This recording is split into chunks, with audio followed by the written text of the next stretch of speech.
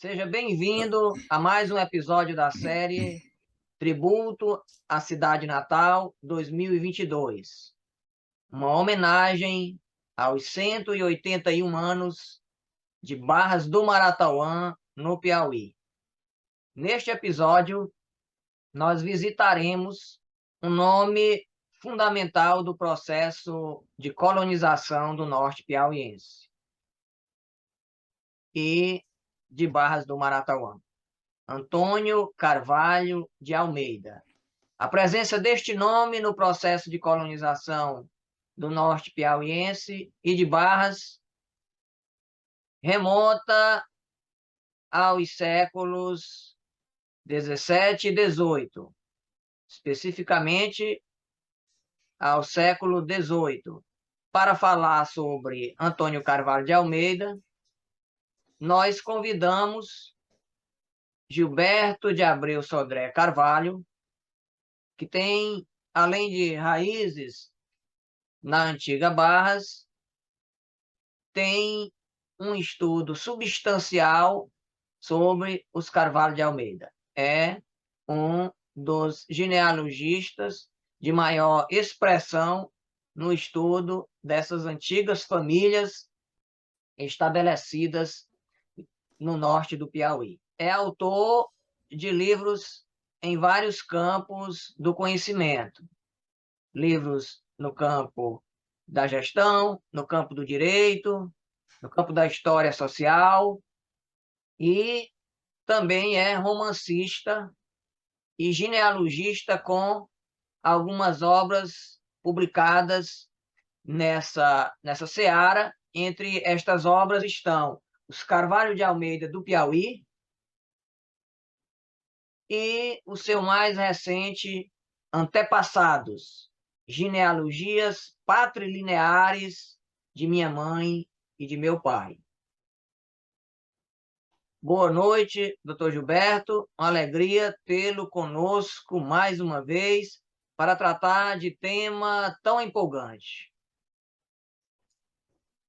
Perfeito, Edilson. Que bom estar junto de você, que é sempre um prazer, uma coisa extremamente amigável, né? Me sinto muito bem de estar aqui falando sobre pessoas que são meus antepassados, mas também são seus, né? Então, antepassados.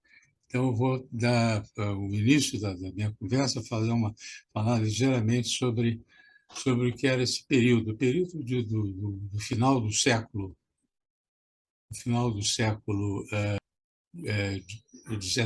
e início do XVIII. É um tempo muito interessante para vocês localizarem, quem nos ouve, localizarem o tempo em que era rei da França, o Luís XIV, o Rei Sol. Vocês sabem como é que o Rei Sol se vestia, né?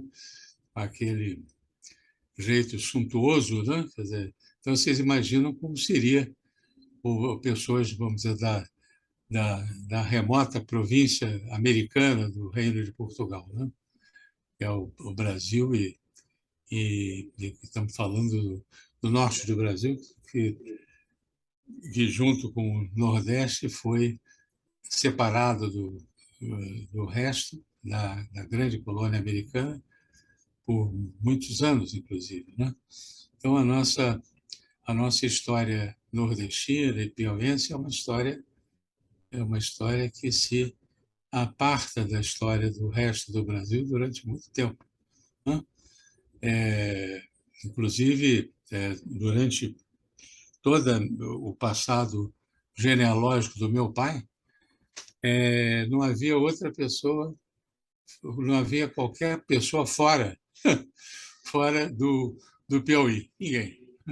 E uma mulher que se casou com o antepassado meu, Carvalho, de quem, na minha linha patrilinear, se casou com alguém de fora.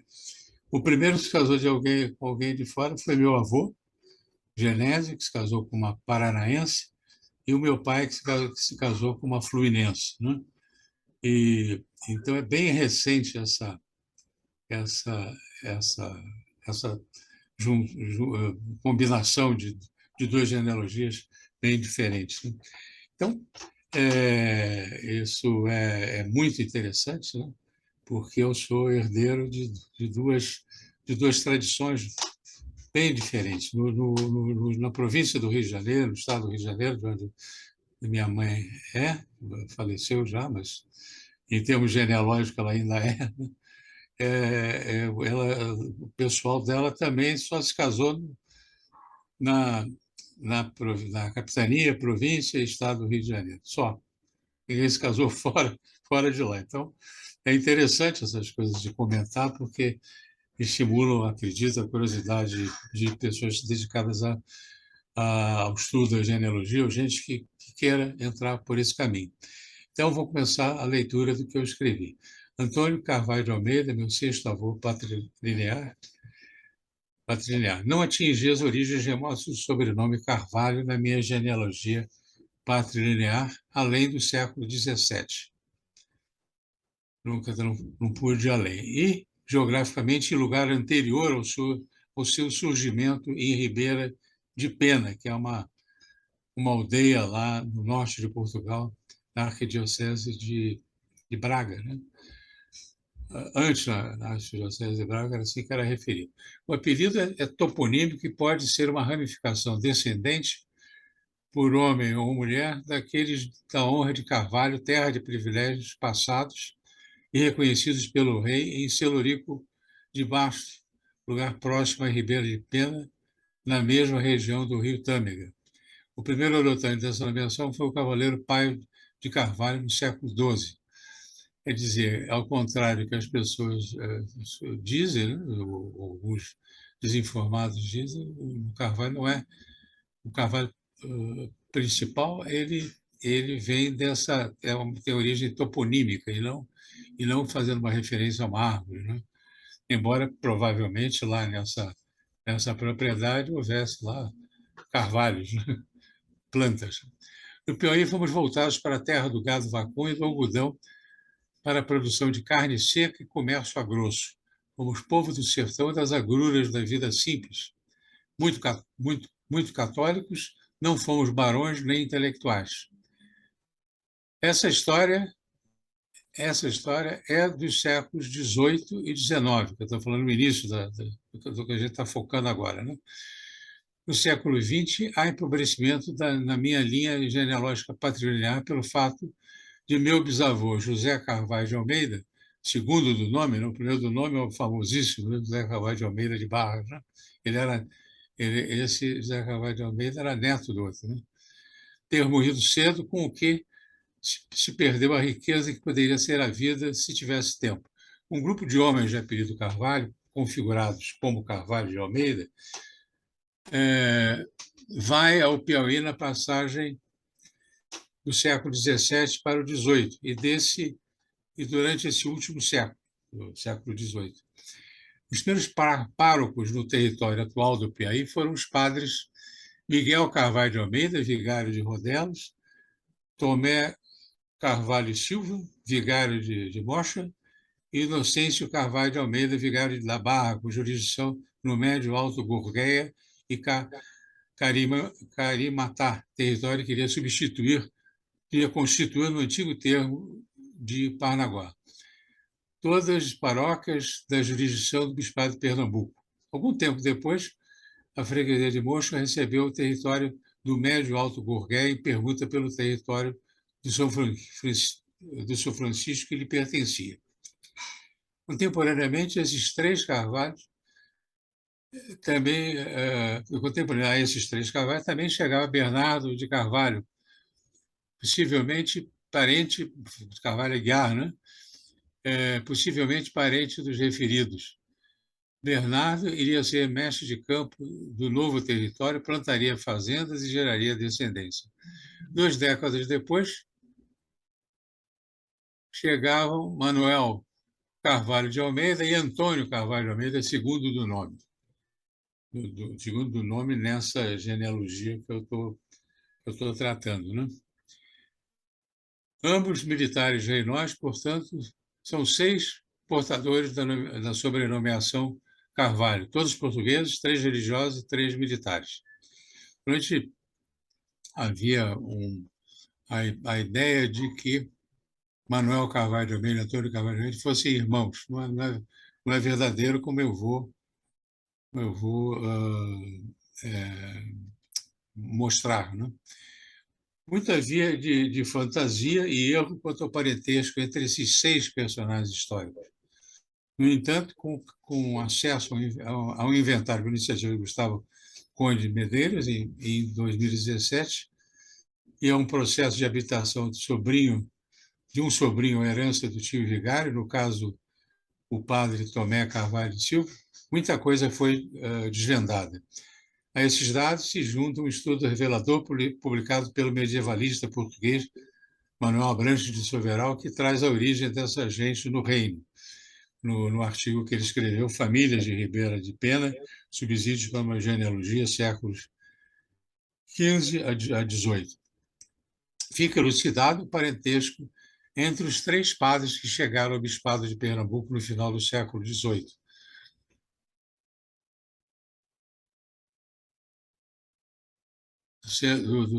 No final do século XVII, né? É errado, no século XVII. Tem outros erros aí, mas... Corrigimos aqui, doutor Gilberto. Perfeito, que bom, que bom. Tem outras correções que você puder fazer, né? Sendo o padre Miguel Carvalho de Almeida, o famoso padre Miguel de Carvalho, irmão do padre Inocêncio Carvalho de Almeida, e ambos primos do padre Tomé de Carvalho e Silva.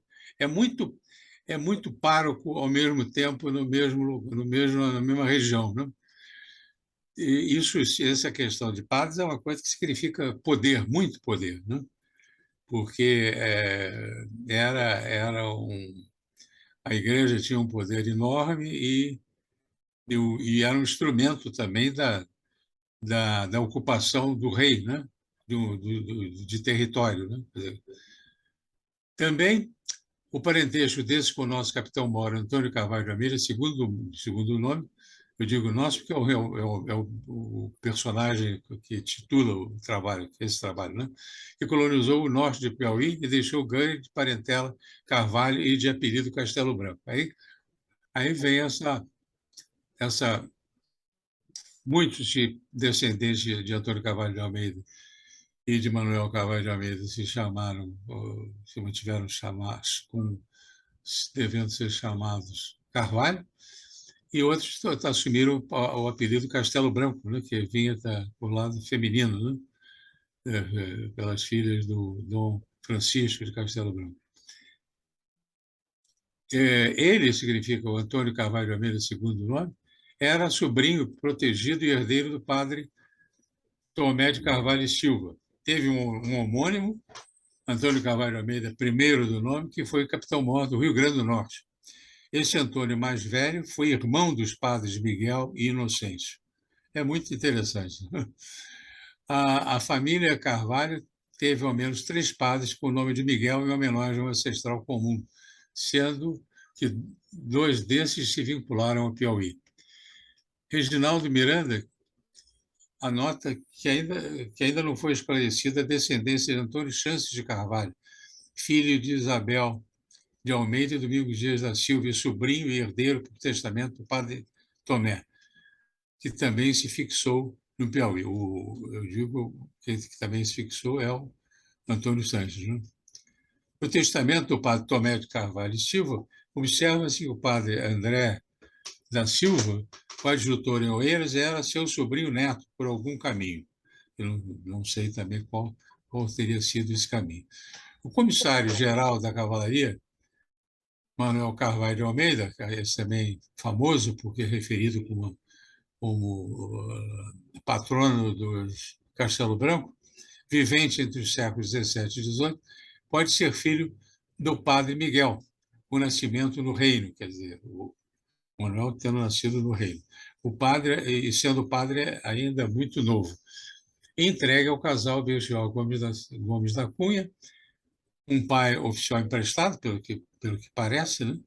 E Isabel Rodrigues, mantida ainda como possível verdadeira mãe do Manuel. Não seria, agora vem uma parte muito importante, não seria possível um popular, fosse Manuel, esse grande antepassado, fosse o Manuel Popular, obter patente regular do Exército, né, do Exército regular do rei, né, de comissário-geral da cavalaria como condição, uma condição análoga à de major, o mesmo de tenente-coronel nos tempos de hoje. Hoje, penso, de conformidade com Manuel de Soberal, respeitadíssimo genealogista português, que seria improvável que alguém, sem alguma origem nobre, pudesse ser um oficial superior do Exército do período dado. Aí Soberal propõe que Manuel foi filho do padre Miguel, possivelmente com a referida Isabel Rodrigues. Belchior já teria servido como pai emprestado. O fato de o padre Miguel ser religioso, nobre que era no sentido praticado no século XVII português e antes, não prejudicaria em nada a passagem de nobreza para um filho seu, nascido antes ou após ser consagrado sacerdote. A doutrina da nobreza entendia desse modo. Quer dizer, não era o filho de um sacrilégio não é não tira a sua dotação de nobreza vinda do pai, né? Ou da mãe, né? Mas especialmente do pai não tira. E então faz sentido o que diz o que afirma o Manuel de Soberal, e eu concordo por inteiro, né? Em vista do que vem em seguida. A importância de falar sobre Manuel é que ele é contemporâneo do Antônio, do nosso Antônio, e durante muito tempo foi tido como irmão do Antônio, né? O filho primogênito de Manuel, de nome completo Francisco da Cunha e Silva Castelo Branco, omitiu os nomes de seus avós paternos, os pais de Manuel, em uma justificação de nobreza de 1765, aos seus 49 anos. Ele tinha o Francisco tinha 49 anos quando fez essa petição, feita em Campo Maior, na capitania do Piauí. A única referência aos avós paternos de Francisco era de serem de Videmonte Linhares. E não se dizia o nome deles nessa petição, coisa que caberia dizer, né? Por que Francisco teria omitido os seus nomes? Francisco casou-se com a filha mais velha do nosso Antônio Carvalho de Almeida, esse que é o protagonista desse texto, né? E de Maria Eugênia Mesquita Castelo Branco, neta de Dom Francisco de Castelo Branco, de nome Ana Rosa Pereira Teresa do Lago. Francisco, por via de sua mulher, tinha acesso a toda a memória dos Carvalho de Almeida, dos Carvalho de Ribeira de Pena. Curioso o nome completo de Ana Rosa, que não sabemos as razões para o ter adotado quando moça. Sei apenas, como um frágil esboço de palpite, que a mulher de Antônio Carvalho de Almeida se fez, o primo lá do nosso, né? Se fez chamar Maria Teresa Pereira Rebelo Leite. Então, a origem poderia ser essa, né? Uma remissão. Voltemos a Francisco, marido de Ana Rosa. Ana Rosa, filha do Antônio Carvalho de Almeida, nosso personagem principal aqui, o referencial, né? Ainda que Francisco não tenha nomeado os pais de Manuel em 1763, indicou-os em uma petição datada de 1787, dirigida à rainha de Portugal, Dona Maria I, na qual pedia o início dos procedimentos para a obtenção do hábito de cavaleiro da Ordem de Cristo. Em 1784 e 87, desculpe, Francisco da Cunha e Silva Castelo Branco tinha 71 anos de vivo. No requerimento de 1787, ele declara como pais de Manuel, seu pai, né?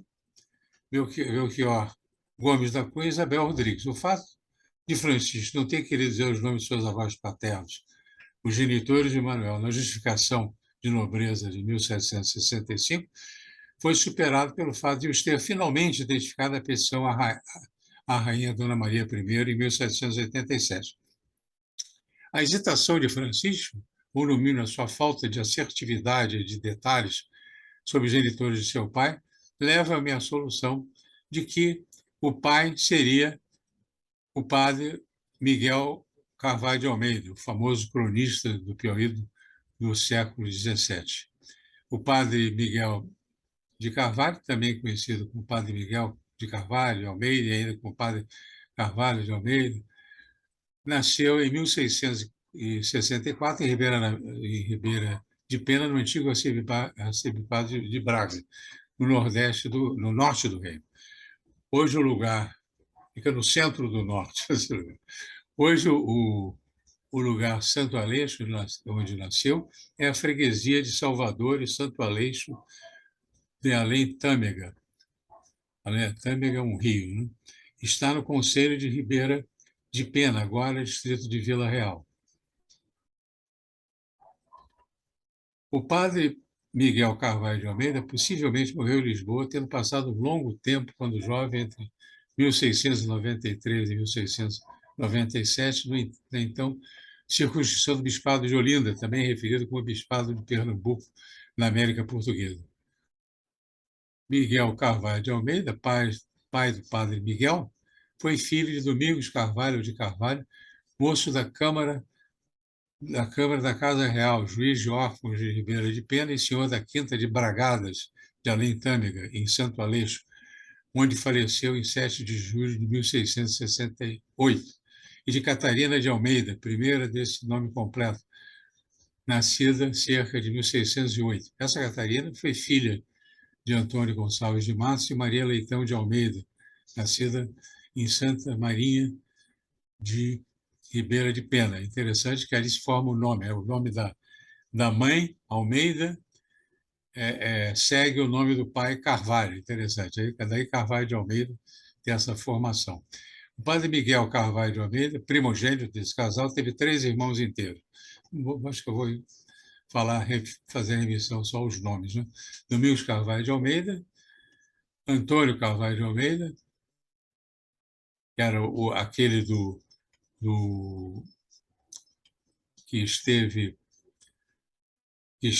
que foi capitão-mor de Natal, no Rio Grande do Norte, esse Antônio Carvalho de Almeida, primeiro do nome, e no Inocêncio Carvalho de Almeida, capitão fidalgo da Casa Real,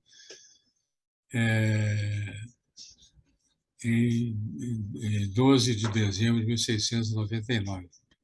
Quer dizer, o documento que diz que ele é capitão é esse, capitão fidalgo, né?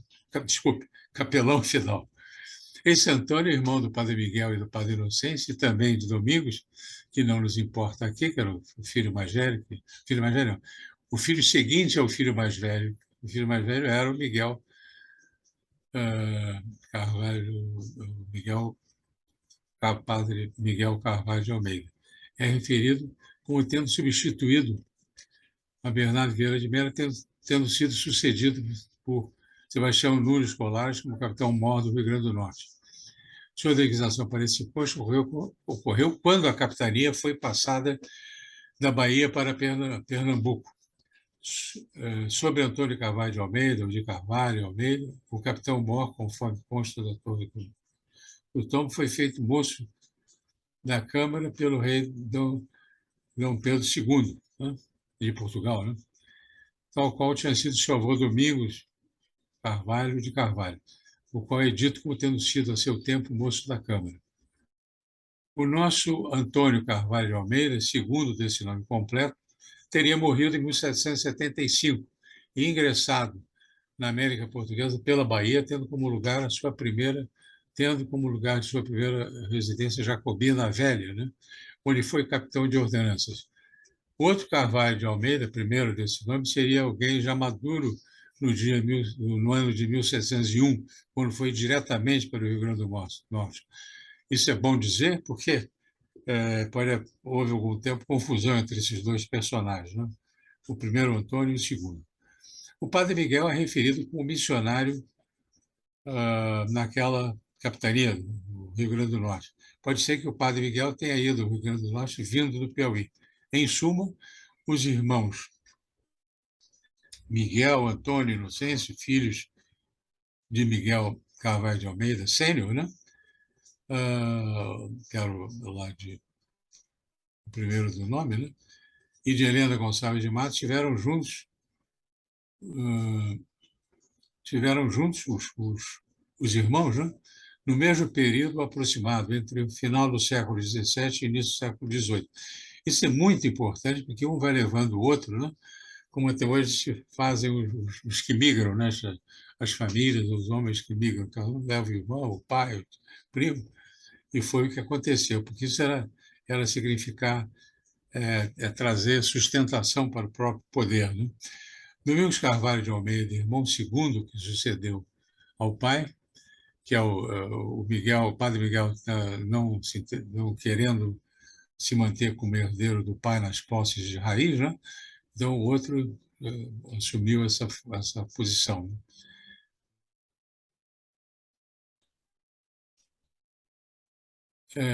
Então ele nunca saiu de lá, pelo que parece, né? O nosso Domingos Carvalho de Almeida.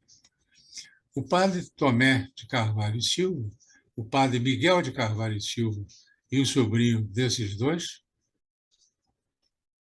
Antônio Carvalho de Almeida, segundo desse nome completo, que é o nosso aí, né? Seguiram na segunda leva de parentela Carvalho de Almeida. E esse Antônio era, como já dito, filho de uma irmã inteira dos dois padres, de nome Isabel de Almeida, que casou-se com Domingos Dias da Silva.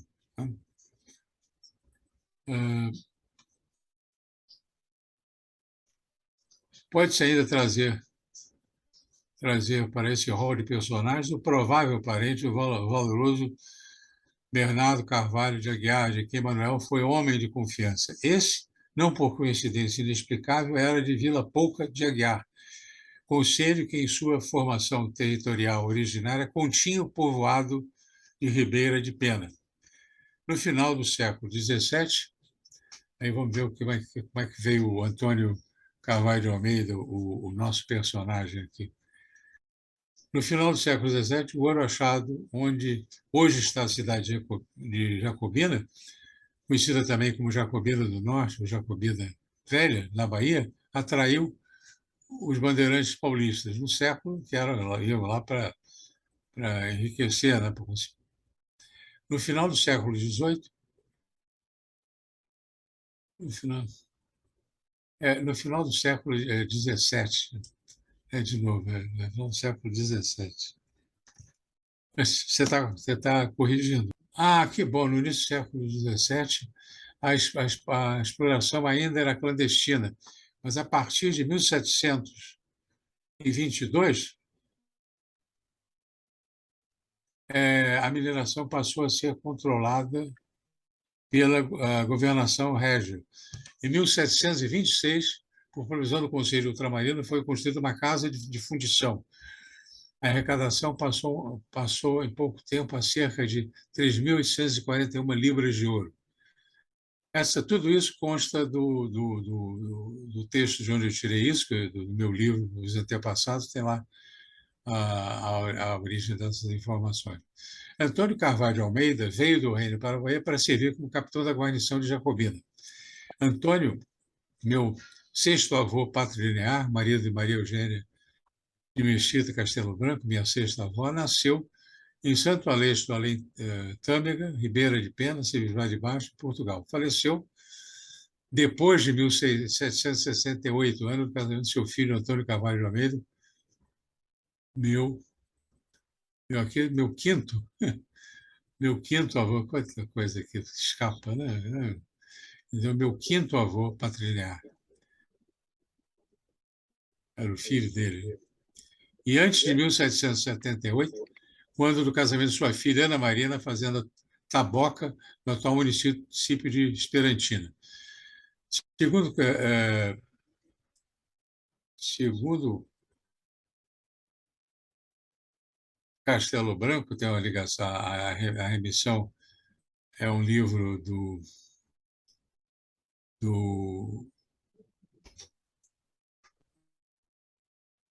agora eu não sei que isso aqui é uma reedição ou não, mas segundo um livro de um Castelo Branco, né? Quer dizer, Antônio Carvalho de Almeida e sua esposa foram os primeiros habitantes do lugar Batalha.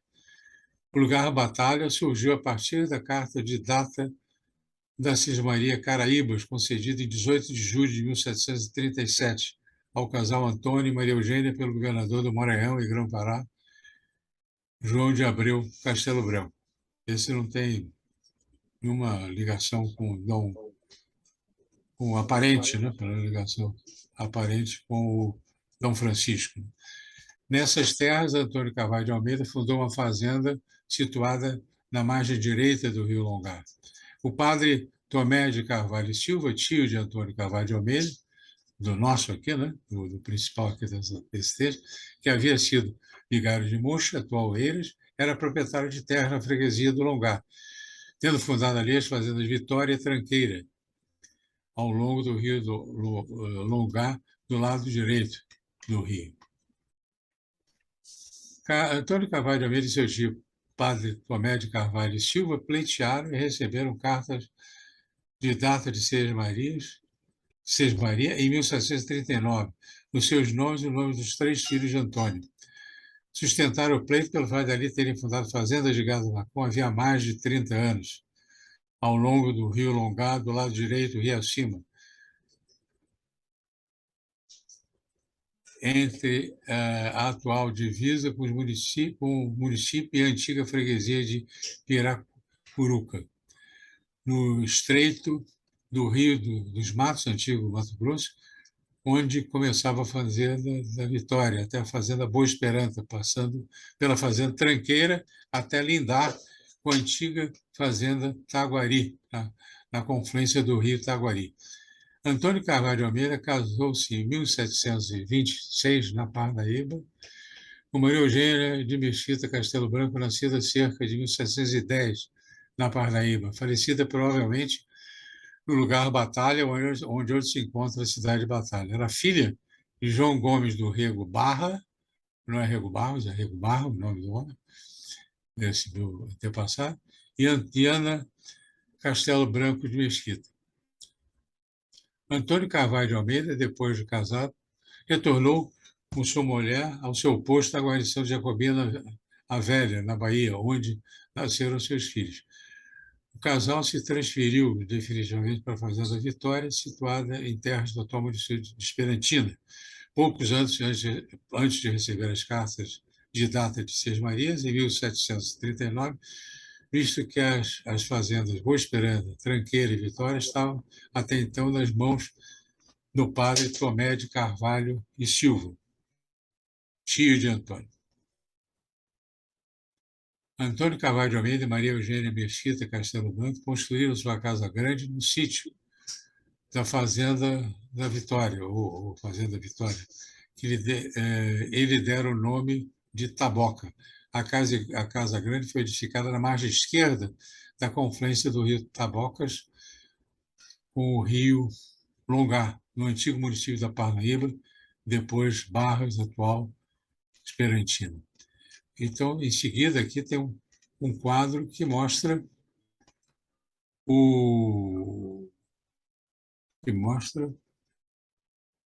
a relação entre os personagens aqui, né? É muito importante porque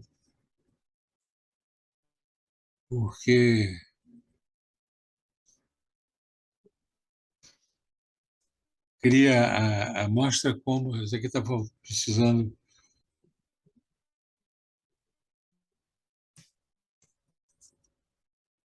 acertar aqui para tudo poder ser visto em conjunto, né? Mas a origem que é a coisa intrincada que se vê, né? Mostra como se formou essa parentela, né? Então, é isso. O que eu vejo como comentário final é que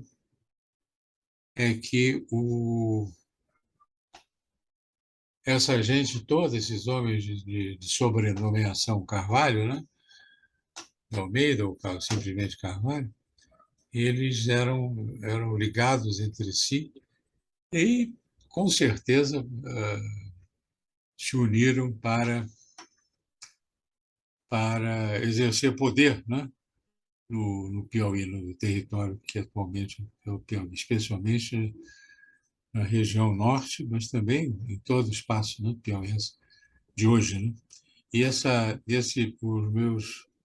meus antepassados Carvalho, depois desse Antônio, que é o primeiro, né,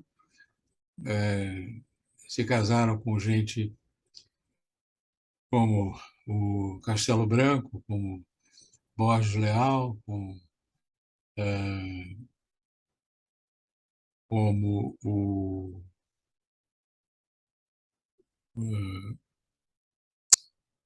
o Pires Ferreira, né? E essa gente como o Rodrigues também, Rodrigues de Carvalho. Então, essa gente toda, vamos dizer, tem uma forma de contar a história delas é contar a história dessa gente, né? Com quem essas mulheres se casaram, né? E trouxeram o seu aporte genealógico, né? Se aporte, uma vez que você tem como referência a patrilinearidade Carvalho, né? Essa que eu estou me referindo. Evidentemente que existem muitas outras patrilinearidades Carvalho, quer dizer, pai, filho de avô, bisavô e tal, tudo com essa tradição sendo encaminhada pela menção Carvalho. E são muitos e muitos também nascidos, parentes nascidos de outras maneiras, né? Quer dizer, sem que houvesse uma, uma presença formal do apelido Carvalho, né? Então, eu acho que isso é uma coisa que eu gostei de ter desenvolvido, porque mostra com clareza o que se pode pensar, e eu penso, né? E se pode pensar com muita argumentação e documentação a respeito do que eu li, né? Então é isso. Eu Eu já gostaria, dou. doutor Gilberto, de lhe fazer aqui algumas perguntas. Sim, sim. Inicialmente, gostaria de ressaltar que o texto desenvolvido nesta palestra consta de antepassados, genealogias patrilineares de minha mãe e de meu pai. Entre as páginas 113 e 180 está um rico passeio, que é não apenas um passeio pelas origens e ascendência e descendência de Antônio Carvalho de Almeida, mas que é também um pouco de como, da relação deste nome com a cidade de Barras do Maratauã, com a antiga Barras. Então, quem manifesta interesse pela leitura desta obra, eu vou deixar aqui no final do vídeo um e-mail de Dr. Gilberto de Abreu Sodré Carvalho. Dr. Gilberto, quando o senhor iniciou as pesquisas sobre os Carvalho de Almeida, no Piauí, esse interesse por pesquisar particularmente esta família, tendo o senhor, sendo descendente desta família, tendo o senhor nascido no Rio de Janeiro e radicado em São Paulo, estando o senhor exatamente no Sudeste, que motivações afetivas ou de interesse enquanto pesquisador geraram no senhor esse interesse vivo em vasculhar a história desta família? A razão principal é da necessidade de conectar, né? De me sentir através do meu pai ligado ao passado dele, né? E eu passei, por dizer assim, coisa do pai dele, do avô dele, e tudo mais, né? Que vinham de um lugar só, né? Só do Piauí, né? E, e então nasceu disso, a vontade de pertencer, né? Eu tinha, meu pai tinha deslocado do Piauí para Curitiba, lá no Paraná, e não meu pai, o meu avô, Genésio Carvalho de Almeida, ele foi para Curitiba parece que brigado com o pai, e ele era o filho mais velho, mas brigou com o pai, e a solução foi ele ir para o Paraná, onde o senador Pires Ferreira, o Marechal Pires Ferreira, teria obtido, pelo que parece ter acontecido, uma posição dele como, como alferes da Polícia Militar do Paraná, né? E lá o meu avô casou-se com a Rosália Freitas, que era filha de um coronel do Exército, né? E aí, a partir daí, a coisa, vamos dizer, meu pai se desentroncou no sentido de memória, né? E porque ele nasceu desse casal, e então ele tinha contato com parentes no Piauí, primas e primos e tal, mas era uma espécie assim de uma memória de um tempo terminado, né? E ele tinha muito gosto pelo Piauí, né? Mas tinha um amor, vamos dizer, contido, né? Então, eu me resolvi fazer isso, porque se eu não fizesse, eu não satisfizesse a minha vontade, eu ia ficar definitivamente fluminense, né? Já que a minha mãe, a Abreu Sodré, era do Rio de Janeiro, né? E todos os antepassados dela também de lá. E a tradição que eu via, né, era dela e não a do meu pai, porque meu pai era alguém de fora, alguém, a revista no sentido da comunidade fluminense, vamos dizer assim, né? Então, a razão foi essa, foi fazer valer o que eu tinha como pressão afetiva. Quando o senhor começou a escrever genealogia, ou a pesquisar genealogia de forma mais sistemática, eu estou aqui tomando como referência que sua primeira publicação neste campo é de 2001, embora naturalmente o senhor tenha se interessado bem antes pelo assunto e já vem aí de uma carreira bem sucedida, escrevendo sobre outros campos do saber, mas de 2001 para cá, vão aí mais de duas, nós temos aí mais de 20 anos, e naturalmente que muito modificou-se no que diz respeito à pesquisa em genealogia. Nós temos aí hoje uma possibilidade enorme de ter acesso a arquivos por meio de digitais, que isso jamais seria possível de um pesquisador até bem pouco tempo imaginar que isso seria possível, né, de se fazer pesquisa, inclusive sem grandes deslocamentos entre estados, entre países, e hoje isso é plenamente possível. O senhor que escreveu, inclusive, um livro constituindo uma espécie de, estou utilizando o termo, uma espécie de metodologia para a pesquisa genealógica. Só chegou a publicar um livro sobre metodologia para a pesquisa genealógica. Então, o que muda hoje em termos de pesquisa de genealogia? O que é a concepção hoje, não apenas para que serve a genealogia, mas também como ela é feita? O senhor que é uma autoridade no assunto. Ela passou a haver nos últimos 20, 30 anos uma facilitação enorme por conta da internet, ao acesso a arquivos que estão cada vez mais digitalizados e postos à disposição dos consulentes, né, dos pesquisadores, e isso facilitou demais, né, e passou a haver cada vez mais pesquisadores em genealogia, porque passou a ser percebido um valor grande da genealogia como uma forma de entender as coisas, como entender as pessoas, como ligar as pessoas de uma forma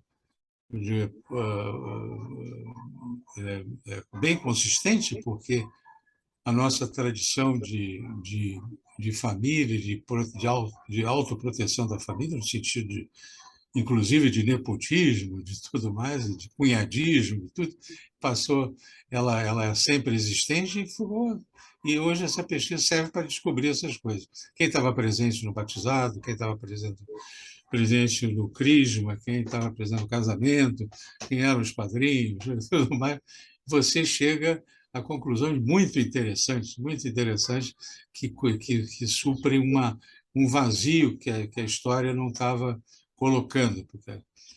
E então ela tem mudado muito a questão de facilitação para o estudo da genealogia. E também, ao mesmo tempo, passou a haver por haver vários genealogistas ativos, passou a haver uma competição entre eles, competição não é bem o caso, mas assim de conseguir mais profundidade, saber, além dos personagens, saber o que fizeram, o que quais as razões para certas decisões que tiveram, possíveis razões, né?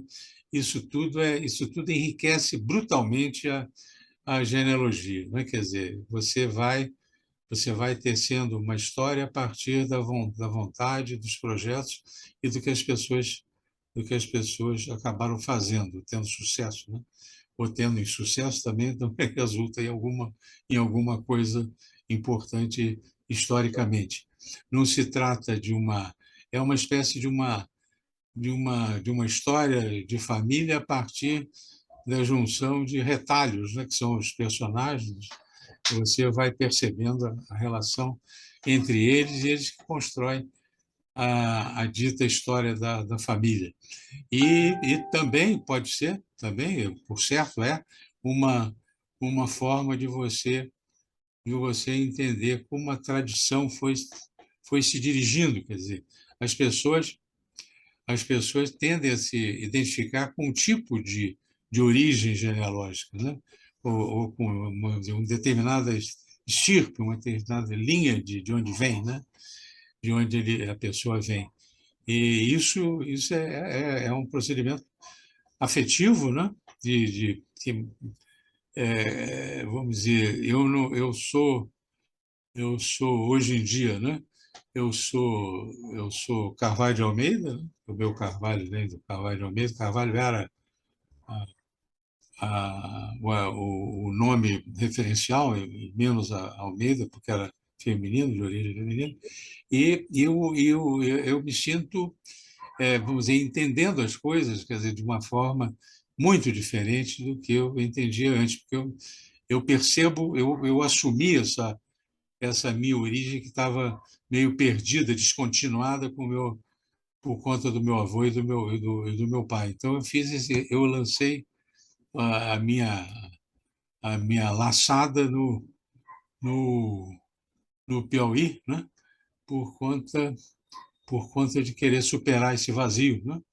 Da parte da minha mãe, Abreu Sodré, eu também tenho uma remissão possível muito forte, né? E então, mas as pessoas normalmente com duas origens ou duas tradições ou existem, né? Mas muitas vezes a pessoa prefere uma. Eu não prefiro nenhuma das duas. Eu sou eu penso do mesmo jeito com as duas. Cada uma tem seus aspectos interessantíssimos, né? Mas é uma forma de você se entender melhor, de você entender de onde veio um determinado objeto de família, como tal terra se repartiu, como ela voltou, como imagina esses casamentos entre primos tão comuns, né? Na tradição piauiense, né? Quer dizer, também do Rio de Janeiro, da província, da antiga província do Rio de Janeiro, a velha província, né? Esse tudo, os objetos saíam de um lado e iam para o outro, depois voltavam de novo. Era assim, era assim que existia. As coisas eram feitas desse jeito. E a tradição se firma com lembranças visuais, né, que a pessoa tem, né? É muito, eu acho que é isso. Não sei se eu respondi direito. Eu gostaria de finalizar aqui o nosso diálogo, doutor Gilberto, Sim. lhe perguntando acerca das descobertas que nós tivemos aí ao longo das últimas décadas.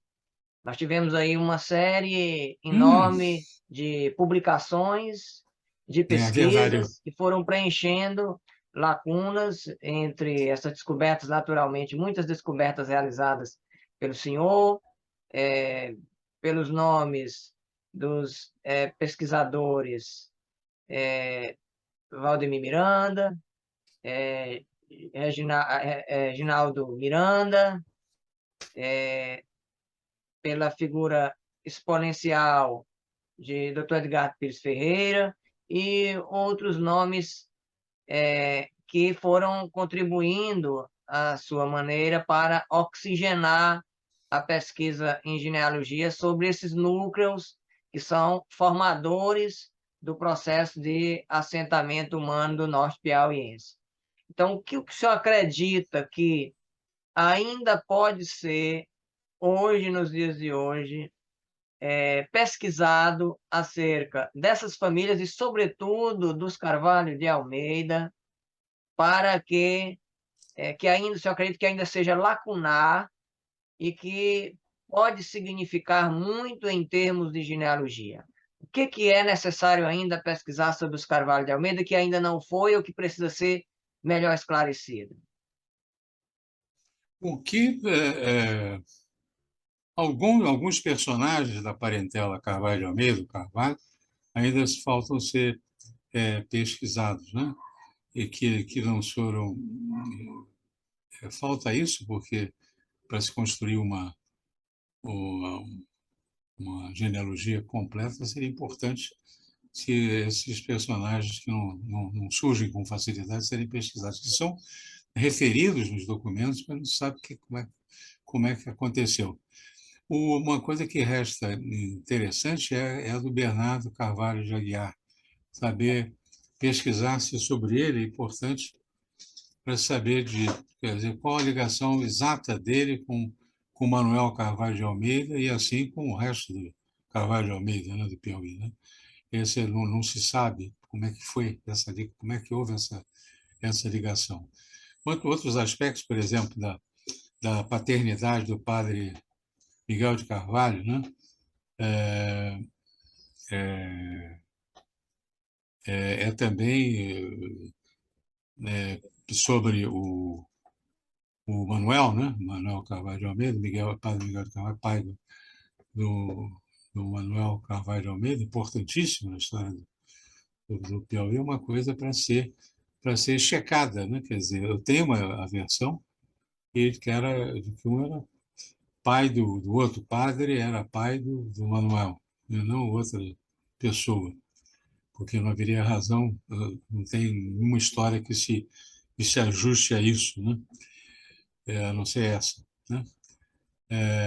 De saber se ajuste a saber as origens do Manuel Carvalho de Almeida e assim do Francisco da Cunha e Silva Castelo Branco, né?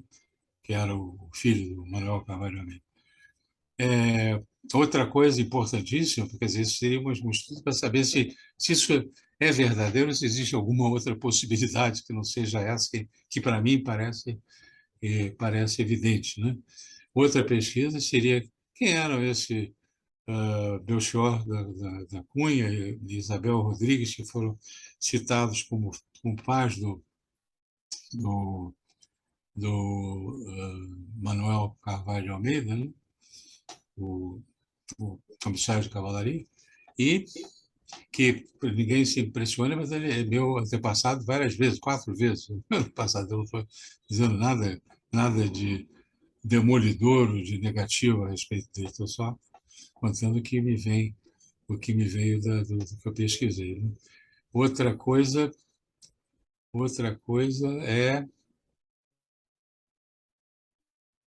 eu acho que isso aí é uma coisa essencial. Mas tem outras coisas que também poderiam surgir, né? Quer dizer, saber fazer um mapeamento, né, vamos dizer, um estudo geográfico, histórico a respeito do Piauí, mostrando a sobreposição das fazendas a cada tempo, quer dizer, de onde veio tal fazenda, como é de onde veio e os municípios, né, a divisão dos municípios é uma coisa que seria muito, muito, muito interessante.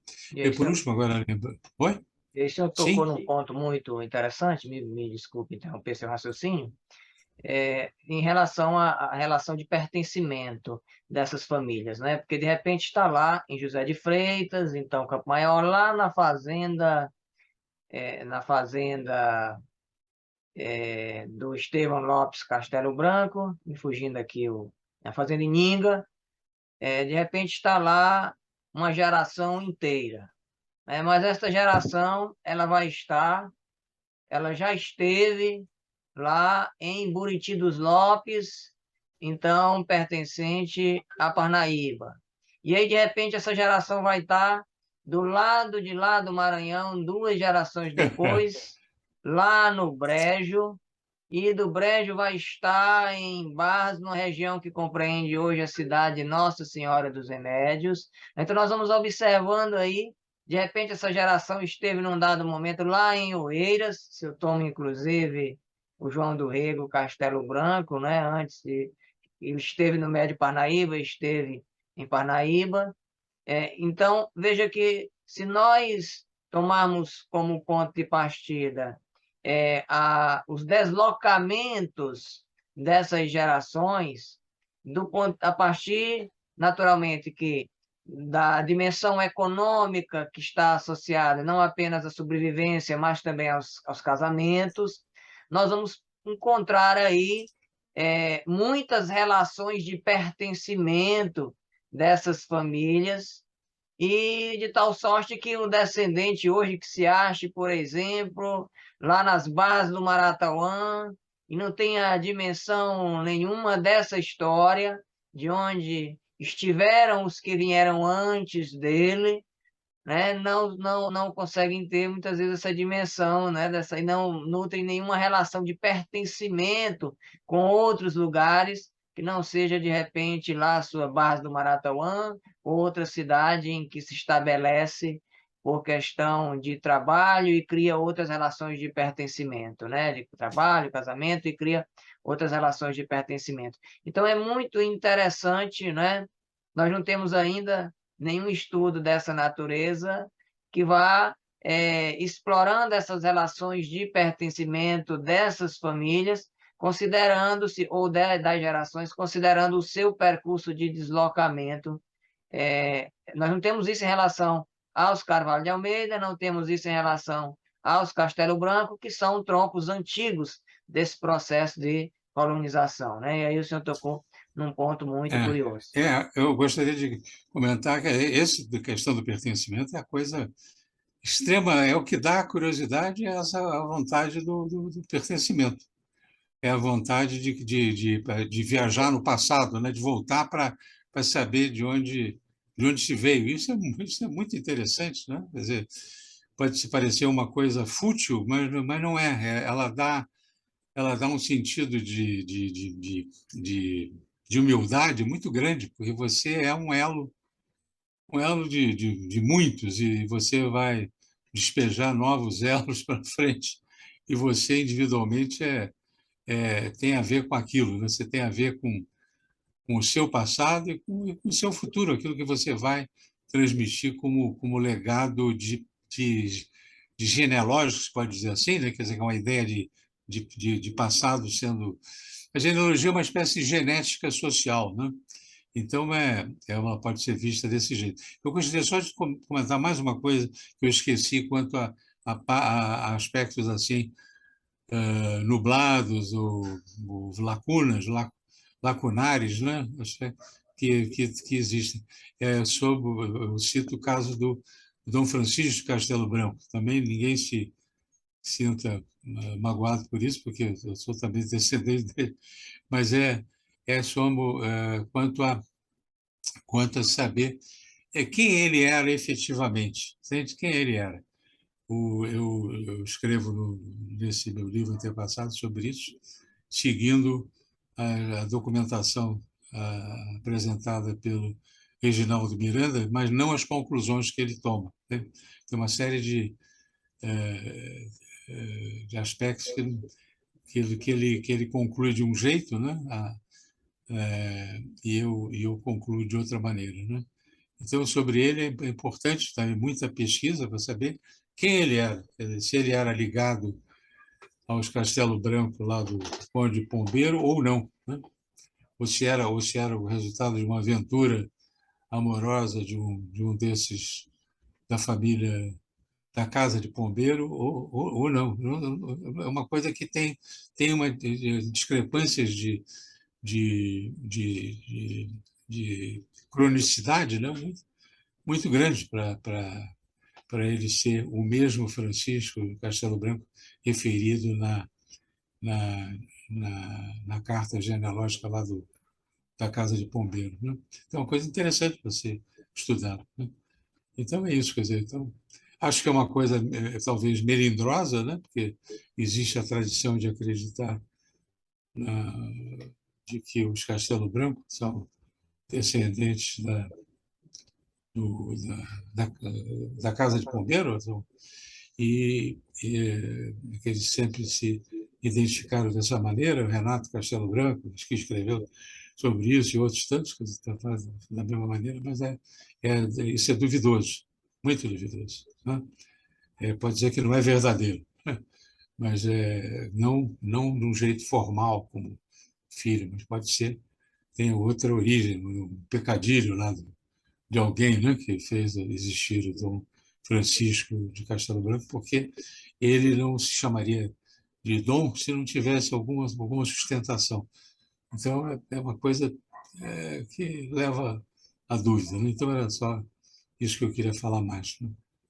E eu agradeço ao meu querido Gilson, que é um primo admirado, né, pela oportunidade que me deu de falar, né?